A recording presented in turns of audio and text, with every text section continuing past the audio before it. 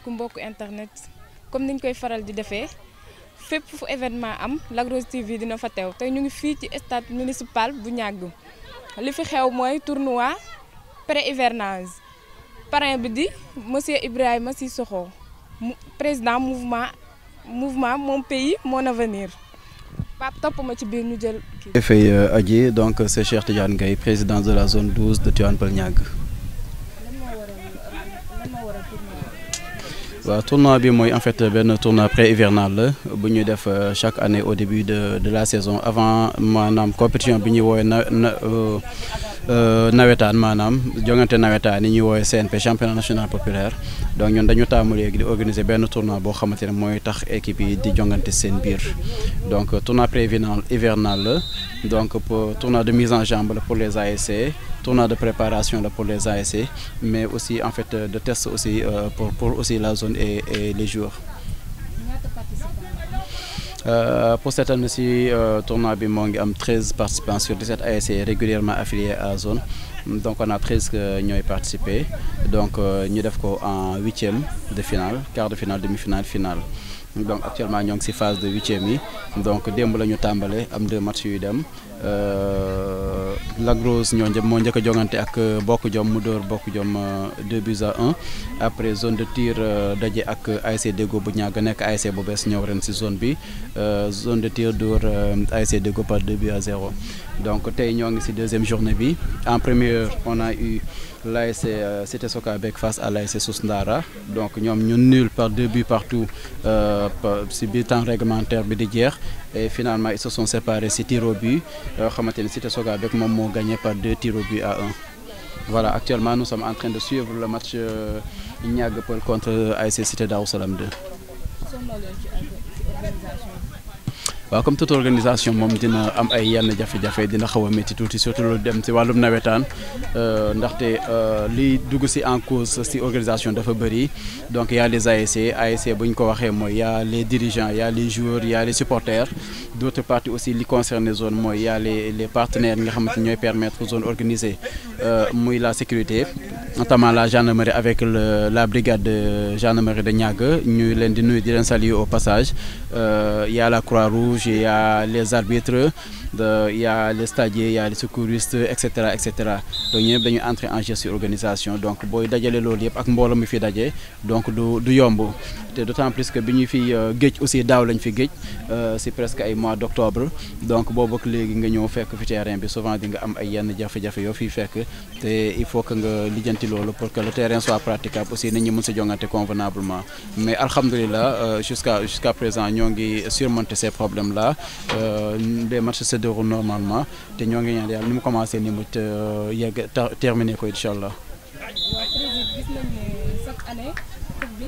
maire bi ngeen daan tuddee ñu tuddee ren lan moo waral tuddee woo leen ko ak kan mooy parrain bi ren. waaw d'accord question boobu aussi lu jar a leeral la ci askan wi parce que sa question yu bëri na lañ koy laajte ci koñ yi ci quartier yi donc ñu profité fii di ci antenne Lac Rose TV bi pour leeral ko en réalité donc le maire ñëpp xam nañ suñu diggante ak moom diggante la zone 12 et la mairie de Tivaouane Peulh Niague mais en particulier diggante le président de la zone comme à ma personne et le maire Papis Diop il y a aucun problème entre nous donc on a eu de très bonnes collaborations depuis le début ñun sax ñoo demoon vers lui proposer ko di organiser chaque année benn tournoi tudde ko moom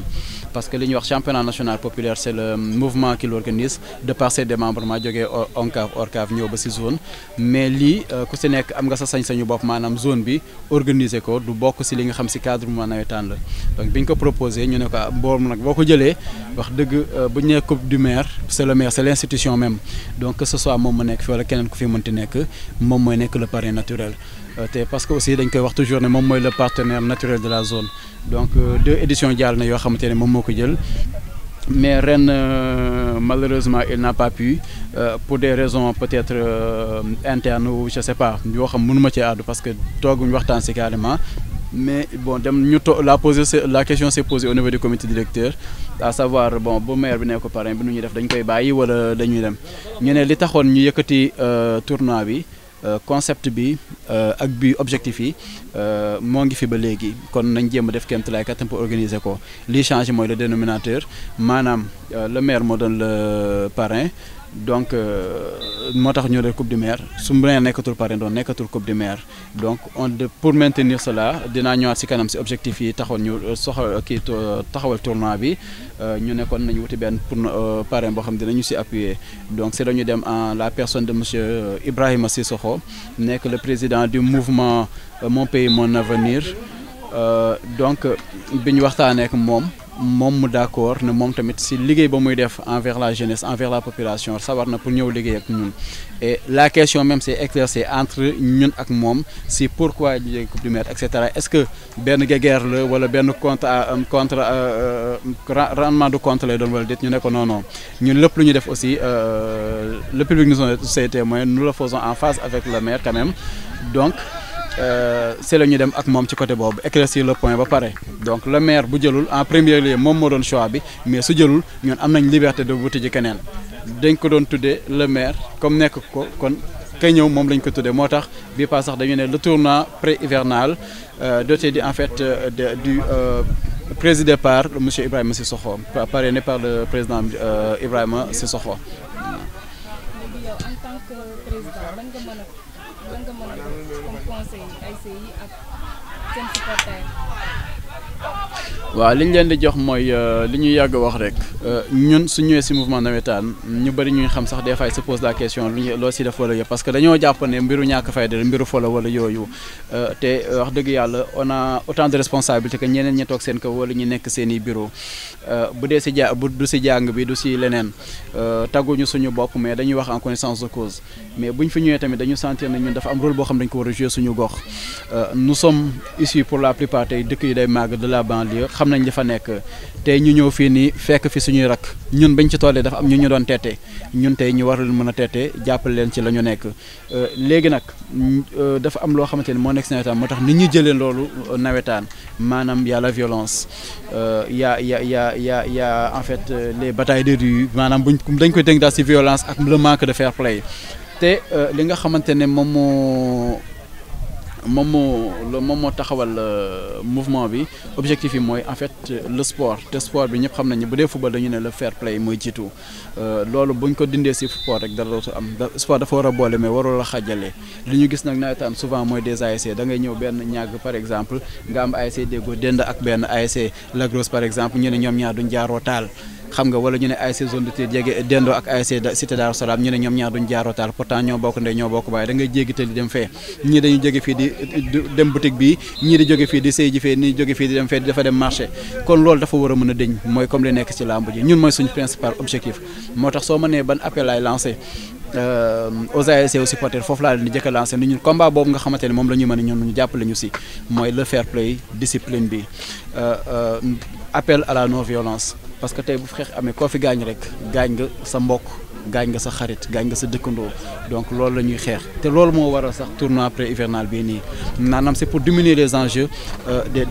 des nawetaan parce que dañu doon seetlu ne fii boo ñëwoon nawetaan maanaam benn tournoi ngay football nga ñu defal la poule de 4 équipes nga football ñaari match ñetti match nga toog souvent du neex si koo xamante ne entraîné pendant 1 mois 2 mois voire 3 mois même toog bi du neex a supporter donc rancune boobu ak kii boobu nekk ci xol yi dañ koy génnee souvent mu nekk benn mooy andi violence boobu noonu ñu ne pour atténuer ko nañu organiser beneen tournoi boo xamante ne tey am na ñoo xamante ne perte nañ fi démb toog nañu mais amaanaa soo moytu ñoom ñooy jëli ji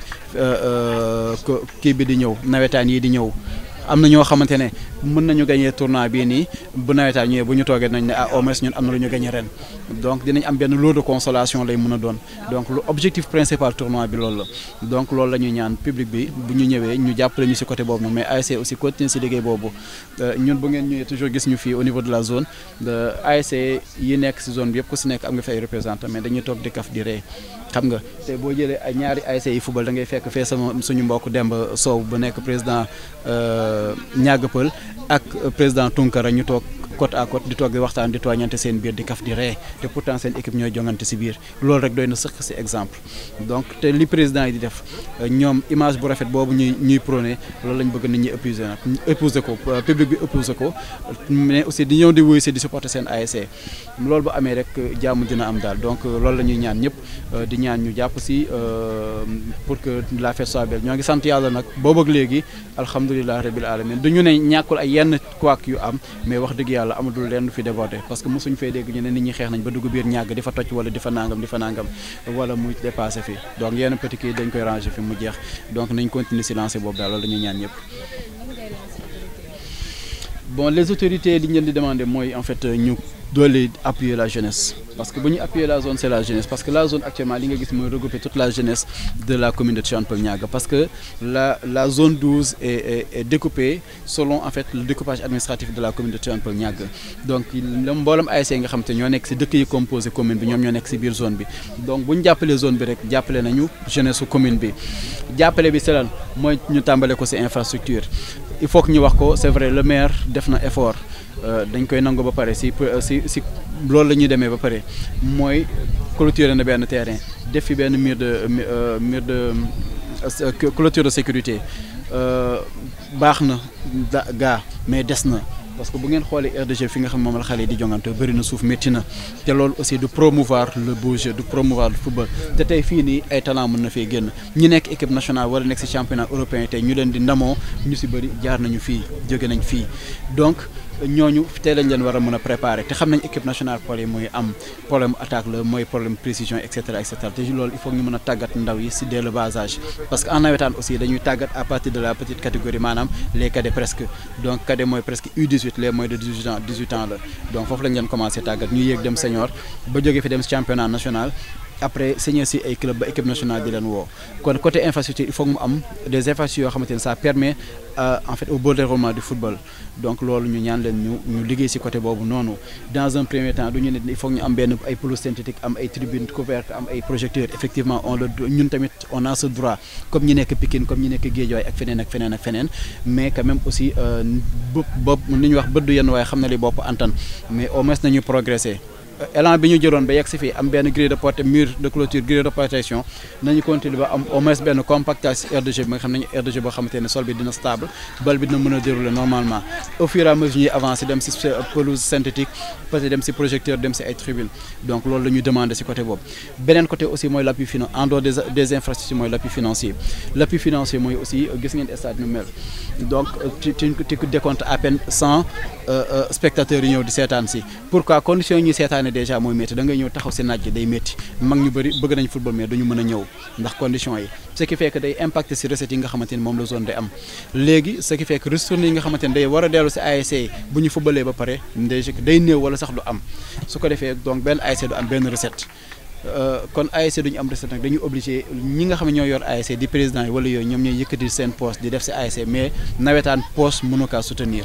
donc il faut que l'autorité aussi appuyer les ASC sur le côté financier sur le plan financier appuyer aussi la zone sur le plan financier bu ñu koy wax mënuñ ko wax te waxuñ sur les subventions parce que keneen dina la ne ah mairie moo ngi leen di jox subvention effectivement moo ngi doon jox subvention te subvention boo xamante ne peut-être ñoo ngi doon ndamoo ne du ñu ne amul feneen mais néew na fa mu am lañ doon jot le montant de 10 millions mais ñëpp xam nañ ne daaw la zone et les ASC n'ont reçu que 49% de leur subvention moins de 50% de leur subvention le reliquat restant ba léegi jotuñu ko te ba instant bi ñu toog nii ñoo ngi en début du mois d'août déjà ñoo ngi def waajal tirage war a dem vers la saison ba léegi amul benn dossier boo xamante ne interpellé nañ ci pour dugal lijjanti problème subvention yi nga xam moo weesu daaw ak yi nga xamante ne moom mooy accompagner ASC pour ñu mën a compétir ren donc foofu lañ leen di demander ñu appuyer si autorité yi nag yemul si le maire mais mboolem ñi nga xamante ne en fait ay kilifa lañ te ñu nekk si gox bi ñoom nañu xam ne lépp lu ñu def si gox bi dañ koy defal seen jeunesse donc appel boobu man lay def ñëpp muy promoteur immobilier muy responsable politique muy kilifa ku muy munti doon rek te sa doole may la ko ñoo ngi la si woo am na ñoo xamante ne wax dëgg yàlla ñoo ngi ñu si fekk si di ñu si jàppale il faut le dire ñu mel ni Amal Diouf bi nekk à Darou Salam je le cite un exemple parce que daaw jël na enrôler l'ensemble en fait des délégués de la zone ak les stades yi ñuy liggéeyal au niveau sur le CMU la couverture maladie universelle loolu nekk un pas am ñeneen ñoo xamante ne ñu mel ni Fatou Samb bu Dar Salam aussi acheter la zone en fait l'ensemble des ASC seen i imprimé yooyu ce sont des pas yoo xam dañ koy citer juste pour que ñeneen ñi xam ne ku nekk rek am nga loo mën a def bâtiment bi moo ngi ne nit ñi soxla nañ ko peut-être pour def ko des vestiaires def ko ay bureaux yoo xamante ne zone war na fa mën di def ses réunions et cetera soxla nañ peut-être ay toilettes yoo xamante ni personnel bi fi ñëw aussi ay nit lañ war na mën a foo xam mën nañ fa def seen gànnaay convenablement aussi am aire de prière boo xam mën nañ fa def yenn yi yeneen ak yeneen yi képp koo xamante ne am nga loo xamante ne sentir nga ko mën nga ko fay def boo approcher la zone dina la guider pour nga ñëw participer si parce que lii tamit mairie bi kese moomu ko ñun ñëpp ñoo ko bokk ñun ñëpp ñoo war a construire cette commune là. waaw ñoo ngi koy waajal te lii mooy li koy firndeel.